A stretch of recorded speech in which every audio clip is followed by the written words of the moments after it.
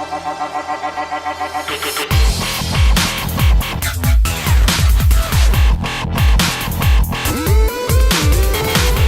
guys, Ashlane here, coming at you today with an effective way to 3-star Town Hall 10s as a Town Hall 11 or 10.5. Basically, you just need level 3 witches and the Grand Warden, and you'll be good to go. So what I want to do is just go through our war map and show you some of the targets we look for when 3-starring Town Hall 10s here, and maybe we'll go over a couple different variations. They're all going to involve using 8 Earthquake spells. 8 Earthquake spells against anti-3 Town Hall 10 bases seems to be the way to go. Now, you can start it off with a Queen Walk like Arrow is going to do here, so check out this base. You can see the wide open compartments in the middle. You can see there's 2 pretty obvious points that you could drop Earthquake on this base. Can you guys guess where they are? Well, I guess it depends on where you enter from too. So he's going to start the Queen Walk around 9 o'clock on the base, and the Queen's going to slowly make her way north. And the idea is using wall breakers to bust through the outer core of the base,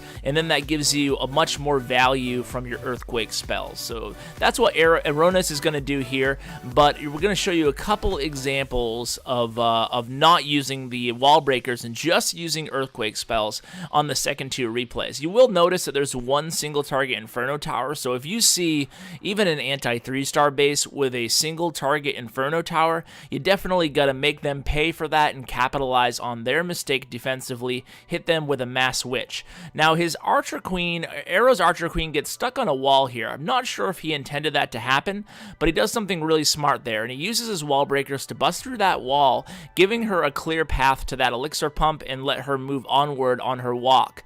Now, the number 1 key to this attack is making sure you set up an adequate funnel for your witches to enter the base.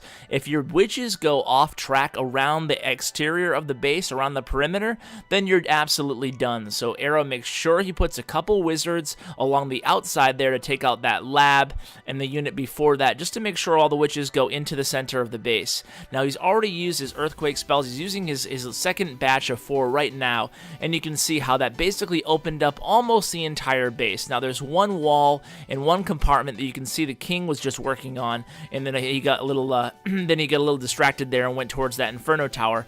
But he uses the Grand Warden ability to both keep the witches alive and when the single target targeted that King. So from here on out, you can see it's pretty basic, right? The witches are all down. He hasn't used the King ability. As far as the Queen ability, hopefully those healers follow her throughout the raid and her health doesn't get too low. Oftentimes on these attacks, you'll see that the Queen, you don't even end up needing the Queen Royal Cloak ability because you don't want to use it right off the bat. You kind of want to use it as a fail-safe in case things go terribly wrong somewhere in the middle or towards the end of the raid.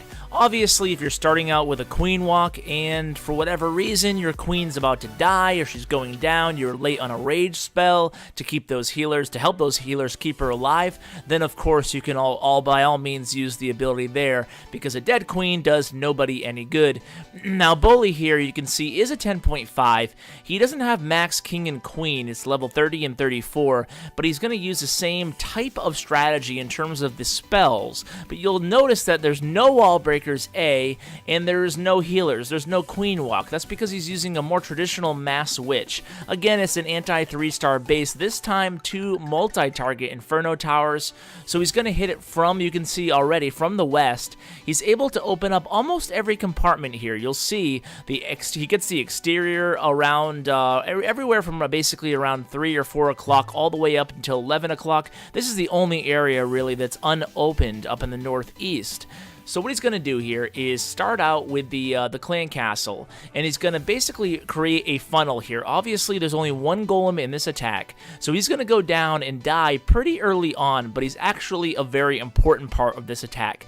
I don't advocate using Mass Witch attacks when there's anything on the outside of the base, any units on the outside of the base. And when I say Mass Witch attacks, I mean only witches, no golems. So at least have one golem. So what you can do is bust open an outer exterior wall like Bully did here. Use one golem to help create a funnel or help create a meat shield while your wizards create a funnel. Then drop mass witches behind that. They're all going to go into the center of the base, and basically, you know, it seems like it's early on in the attack right now. Only 1 star, 37% at this point, but you already know he has it in the bag when all his witches go in right in the center of the base. He has the Grand Warden. Use the Grand Warden ability pretty early, and that's what I'd normally advocate, especially against two multi-target Inferno towers. I would use the Eternal Tome ability a little bit earlier in these attacks versus waiting and waiting and waiting. You basically want that Eternal Tome to give invincibility to as many troops as possible. So you can see the wizards and witches basically making their way from the north. He has so many witches still alive here. That's why I said you could tell it was over from the beginning. That's why this strategy is so effective. Now, we're just going to keep going down the line here. You can see we 3-starred almost all their anti-3-star Town Hall 10 bases. And this gets to my point of Town Hall 10 not being too valuable in the game right now. It's in a really bad place in the game as far as balance goes. And if you missed that video, I'll go ahead and link it in the description. It was yesterday's video where I talk about the state of Town Hall 10 and why something needs to change, in my opinion anyway. So, bully attack again. You can see he's really comfortable with this composition. This time he has wall breakers. Otherwise, it's the same exact strategy, same exact idea. But this time you can't get too much value with the earthquake by using it on the perimeter of the base. So he's just going to bust through with some wall breakers here. And it's, again, the same type of thing here. He has the golem, and then immediately you're going to see the witches. The golem's going to go into the base there. You can see all those walls opened up beautifully. Now the troops can travel all the way from the east all the way to the west of the base. There's only one compartment here that's unopened. Two. One at the top, one at the bottom. So let's go ahead and see how he creates this funnel. A couple witches, nice and easy there. He makes sure that cannon is targeting the golem. And then, boom, just drops all the troops there. All the witches, all the wizards, king, queen, warden. You're basically just spamming the troops here. It's pretty basic, guys. So this strategy is not always going to work. I've failed on this strategy. I've succeeded on this strategy.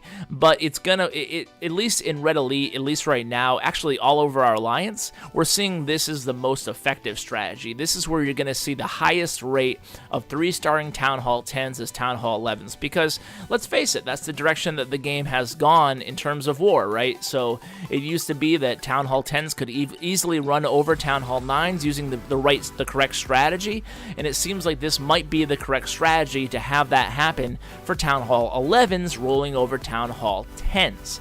So you can see 95%, 2 stars, about to be 3, another 3-star victory for Bully using the same strategy. I hope it's given you guys a few ideas to use in your own clan wars. Hope you have a lot of success with it. Thanks so much for watching, guys. As always, take care. We don't play for fame, we don't play for cash. We just play for the glory and the clash of the ash. Hey guys, before I let you go, be sure to subscribe and check out my other channel. It is 3-Star Vault Clash of Clans, an aggregation of 3-star attacks sorted by Town Hall level and strategy. Thanks for watching, and as always, take care, guys.